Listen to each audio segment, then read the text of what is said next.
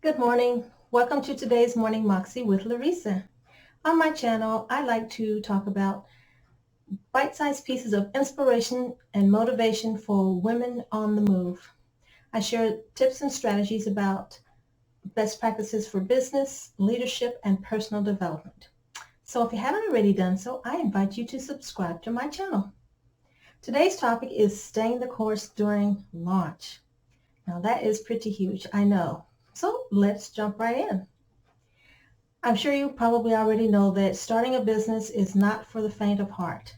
There is a lot of heavy lifting involved. And when you're in launch mode, there are so many considerations and boxes that you need to check off, things you need to do. But one of the key functions you need to do is grow that list, because who else are you going to market to? So growing your list means a lot of things, but mostly it means that you have to talk to a lot of people within a very short time span. And talking to a lot of people is really only part of it, because not everyone that you talk to is going to be your ideal client.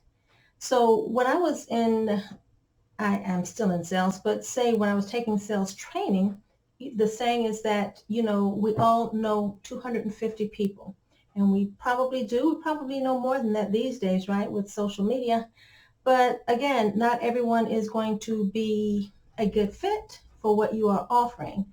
So one of the things that you can do is to create some type of persuasive mechanism, such as, I call it a freemium, but that's a quick download so that people can, get a small taste of what you have to offer. And of course, in exchange, you get their email address. So that's probably the most common way that people will do the list building.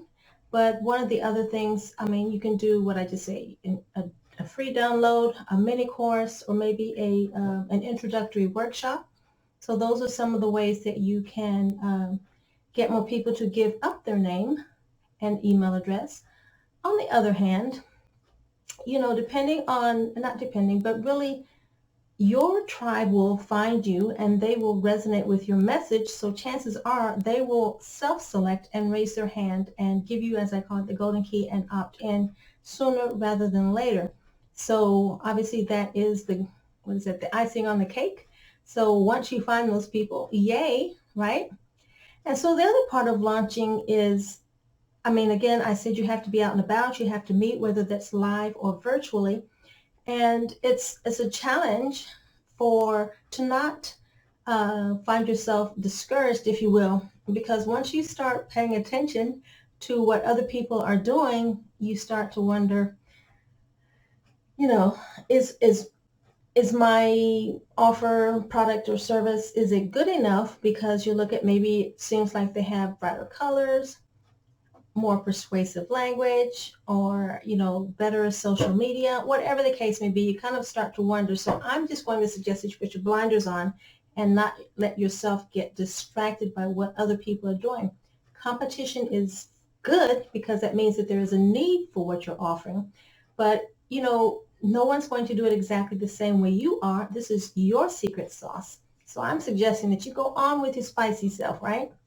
So don't give up. Don't get discouraged. Don't let yourself fall into the trap of continuously tweaking and changing, improving, whether you're trying to change your product or service, or improving yourself on more courses, more training, more certifications.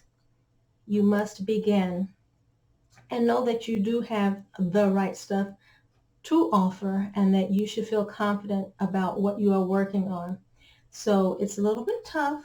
It's not going to be easy, but everything doesn't have to be easy.